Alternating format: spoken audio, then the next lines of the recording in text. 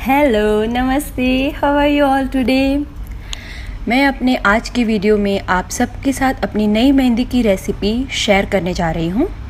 समय के साथ हमें अपनी मेहंदी की रेसिपी में सुधार इम्प्रोवाइजेशन लाते रहना चाहिए।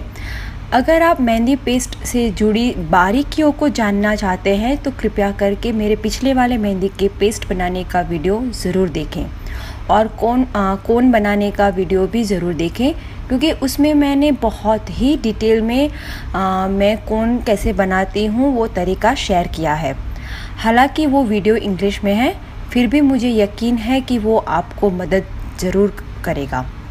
In my today's video, I am going to share my new improved mehndi recipe. With time, we have to keep improvising our mehndi paste recipe. If you want detailed explanation about each and every element regarding henna paste and how I roll my cone, then please watch my previous videos. You can find links in description box. In the description box, you can find all the information about measurements and supply I have used for mehndi paste and cone. I would highly recommend that you learn making your own henna cone if you want to improve your henna art. Today I am using mehndi powder that I bought from Kinjal. Let me tell you, you can change the measurements according to your liking and preferable henna paste consistency, and especially the weather you live in, as weather play very big role in henna paste. मैं एक बात ज़रूर कहूँगी, अगर आप अपनी मेहंदी की कला को उभारना चाहते हैं तो खुद से कोन बनाना सीख लेना ही उचित होगा। मैं आज किंजल से ख़रीदा हुआ मेहंदी पाउडर इस्तेमाल कर रही हूँ। मैं एक और बात बताना चाहूँगी कि आप अपनी पसंद की मेहंदी की पेस्ट के लिए मेज़रमेंट को चेंज कर सकते हैं, क्योंकि मेहंदी की पेस्ट आप किस जगह पर रहते हैं उस बात पर भी बहुत निर्भर करता है। For this henna paste, I am using only 4 ingredients. Good quality triple filtered Rajasthani henna powder, of course. Then sugar for stickiness, so we don't need to use sugar lemon mixture on top of henna design. Then eucalyptus oil as a essential oil. In Hindi we call it Nilgiri ka tel. And in the end we will use water for making paste. इस मेहंदी की paste के लिए मैंने 4 ingredient use किए हुए हैं।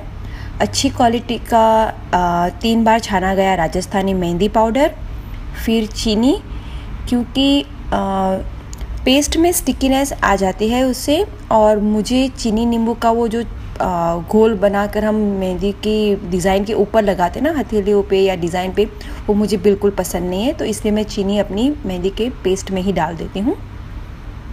Essential oil के तौर पर मैंने यहाँ पे यूकेलिप्टस का ऑयल, जिसे हिंदी में हम नीलगिरी का तेल भी कहते हैं, आपको किसी भी फार्मेसी या मेडिकल या तो एशियन स्टोर्स में ये मिल जाएगा, क्योंकि हम सिर दर्द में, सर्दी में, जकड़न में इसे ऑइंटमेंट की तरह यूज़ करते हैं।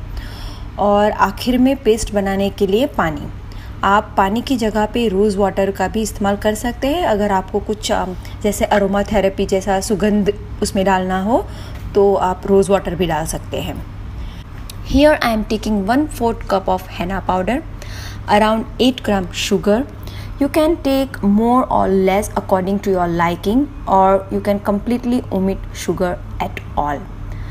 I live in humid weather, that's why I'm using less sugar. If you are living in dry weather, you can use more. I added water till I felt powder is mixed well. It should not be too stiff, not too watery. And then I added around 10 ml essential oil. मैं यहाँ एक चौथाई यानी कि 1/4 cup हैना powder ले रही हूँ, 8 ग्राम चीनी। अगर आप चाहे तो ज़्यादा कम चीनी का माप कर सकते हैं, और अगर आप चाहे तो इसे बिल्कुल ही ओमिट कर सकते हैं, ना लेना चाहे तो भी चल सकता है। मैं यहाँ ताकि इतना ही इस्तेमाल कर रही हूँ, क्योंकि मैं जहाँ पे रहती हूँ वहाँ आबो हवा में भेज बहुत ज़्यादा है। तो अगर आप सूखी आबो हवा में, ड्राई वेदर में रहते हैं तो आप ज़्यादा चीनी डाल सकते हैं। फिर मैंने पाउडर में उतना ही पानी डाला ताकि सारा पाउडर घुल जाए। फिर मैंने अराउंड 10 ml नीलगिरी का तेल, यूकेलिप्टस का ऑयल डाला। मैं इस समय इस पेस्ट में इससे ज़्यादा पानी नहीं डालूँगी, क्योंकि हमने चीनी भी डाली है और चीनी जब पिघलेगी वो भी थोड़ा पानी छोड़ सकती है। और जैसे मैंने कहा, ये सारा मैं अंदाज़न माप से रेसिपी में ले रही हूँ। आप अपनी पसंद से उस मेज़रमेंट को चेंज कर सकते हैं, क्योंकि जैसे रोटी का आटा बनता है और उसमें सबका बनाने का तरीका अलग होता है और सबकी पसंद भी अलग अलग होती है। बस उसी तरह से मेहंदी का पेस्ट भी पसंद होता है। मैं सिर्फ गाइडलाइन शेयर कर रही हूँ और उसे इस्तेमाल करके आप अपनी खुद की रेसिपी बनाए। मैं बार बार यही बात दोहराऊँगी। हाँ, तो मैं बाकी का पानी ज़रूर पड़ने पर बाद में डालूँगी जब मेहंदी का पेस्ट तैयार होगा, 8 या उससे ज़्यादा घंटों के बाद। Please do your experiment here with the quantity of essential oil. As I said, I am just giving approximate measurements. All users must create their own recipe according to their liking. In henna, one recipe does not match all users. Please do remember that part. It is like chapati dough. Everyone has their own preferable recipe. Exact same way, please do understand that part because it's very important. I am sharing recipe that is only guideline to start with. Okay, I don't add more water at this stage because sugar melts and it also releases water. So I will fix the henna paste consistency in its final stage when it's ready to use after more than 8 hours, when it has released its dye. Mix well and cover it and keep it somewhere at dark hot place. अच्छी तरह से paste को मैंने mix कर दिया और फिर उसको डार्क और गरम जगह पे जैसे अलमारी में रख दिया ताकि वो अपनी केमिकल प्रक्रिया जल्द से शुरू कर सके। Now after around more than 10 hours, henna paste has released its dye and it's ready to use. But before we put it into the cone, I want to adjust its consistency. Consistency that I like. Smooth and fine, easy for hand and perfect lines. As I said earlier, consistency is something depend on your liking, so experiment and then decide. अब तकरीबन 10 घंटे के बाद मेरा मेहंदी का paste तैयार है और आप देख सकते हैं कि उसने अपनी डाई रिलीज़ कर दी है। लेकिन इस पेस्ट को कोन में डालने से पहले मैं इसकी कंसिस्टेंसी को ठीक करूँगी जो मेरी पसंद की होगी, जिससे मैं बारीक और अच्छी सी लाइन बना सकूं। इसीलिए मैं पहले भी कह चुकी हूं और बार बार कह रही हूं कि पेस्ट कैसी होनी चाहिए वो सबकी अपनी अपनी पसंद होती है। किसी को ज़्यादा गीली पसंद है तो किसी को थोड़ी गाढ़ी। लेकिन मैं अब ये तैयार पेस्ट को कोन में डालूं उससे पहले मैं एक और एक्स्ट्रा स्टेप करूँगी, वो है मेहंदी पेस्ट को स्टॉकिंग से छानना। अगर आपके पास स्टॉकिंग ना हो तो आप कोई भी बहुत ही बारीक कपड़ा भी इस्तेमाल कर सकते हैं। ऐसा कपड़ा जिसमें से मेहंदी का बारीक से बारीक कचरा भी पास ना हो सके। तो मैं उसके लिए एक प्लास्टिक बैग लूँगी, कैरेट बैग लूँगी, जो हम केक को डेकोरेट करने के लिए इस्तेमाल करते हैं। अगेन, अगर आपके पास कैरेट बैग नहीं है तो कोई भी क्लीन प्लास्टिक बैग या तो जिपलॉक बैग आप इस्तेमाल कर सकते हैं। और उस प्लास्टिक बैग के अंदर मैंने स्टॉकिंग रखा है और फिर सारी हेना की पेस्ट को मैंने स्टॉकिंग में डाल दिया है। Now I will use one more extra step before coning my henna paste and that is I will sieve henna paste through stockings. If you don't have stockings, then you can use fine cloth or that coconut squeezer cloth. Something is very fine in nature. Through it, like a finest debris should not pass through. So we are looking for that type of material. So first I kept one carrot bag. Here you can use any good quality plastic bag or Ziploc bag instead of carrot bag. Then I kept stocking and then I emptied my henna paste into it. Now watch, what am I doing? It's a task and it's very difficult if your henna paste is not of good quality and have lots of debris. But if your henna paste is nice, triple filter, then with little effort you will see your henna paste will get collected in carrot bag and stocking will be out smoothly. as here happened with my henna paste. How easily my nicely shifted henna paste is collected in my carrot bag. If you are struggling at this step, then understand it's time to look for good quality henna powder. अब देखिए मैं क्या कर रही हूँ. इस step पर अगर आपको दिक्कत हो रही है, यानी आप स्टॉकिंग को खींच नहीं पा रहे हैं, तो समझ लीजिए कि आपकी henna पाउडर में बहुत ज़्यादा कचरा है. ये स्टेप थोड़ा जोर लगाने से आसानी से तब भी होगा जब आपका मेहंदी का पाउडर अच्छी तरह से छना हुआ होगा. देखिए कैसे मेरा स्टॉकिंग बिना किसी दिक्कत से बाहर आ गया और सारी की सारी पेस्ट कैरेट बैग में इकट्ठी हो गई है. अब ना तो कोई लंप है मेरी पेस्ट में, ना तो कोई कचरा, और तब भी मैं बारीक लाइन अच्छे से बना सकती हूँ. इसीलिए मैं बार बार कहती हूँ थोड़ा एक्स्ट्रा वर्क होगा, लेकिन अगर अपने आर्ट को इम्प्रूव करना चाहते हो तो अपने कोन खुद बनाना सीख लेना बहुत ज़रूरी है. Why do I do this extra step? Because it gives me perfect lump and finest debris free henna paste, and that's why I get fine lines in my henna design. Actually मैं एक पूरा video कोन कैसे बनाया जाता है उस पर बना चुकी हूँ, तो प्लीज़ आप उसे देख लीजिए, क्योंकि लिंक मैंने डिस्क्रिप्शन बॉक्स में डाल दिया है. और अगर कोई नहीं जानता हो तो मैं बता दूं, मैं खुली टिप वाले कोन बनाती हूँ. मैं बंद टिप वाले कोन नहीं बनाती जिसको हमें काट के टिप बनानी पड़ती है. मैं वैसे कोन इस्तेमाल नहीं करती. मैं जब कोन को रोल करती हूँ तभी मैं थोड़ा सा टिप खुला छोड़ती हूँ, जितना मुझे चाहिए उतना, और उसे ओपन टिप कोन कहते हैं. तो मैं ओपन टिप कोन बनाना पसंद करती हूँ. और क्यों मैं ऐसा करती हूँ ये पूरा मैंने डिटेल में विस्तार से पुराने वीडियो में एक्सप्लेन किया है, तो प्लीज़ आप उसे देख लीजिए.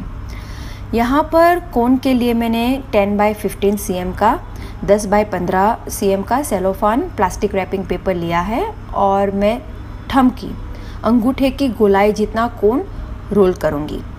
कोन को टाइट करने के लिए या उसकी टिप को बराबर करने के लिए प्लास्टिक का जो अंदर का छोर होता है उसे खींच के आप एडजस्ट कर सकते हैं. और जब आपकी पसंद की टिप बन जाए तब उसे आप टेप लगाकर सिक्योर कर दें. मैं एक अंदर की और भी टेप लगाती हूँ, और वो मेरी खुद की प्रेफरेंस है.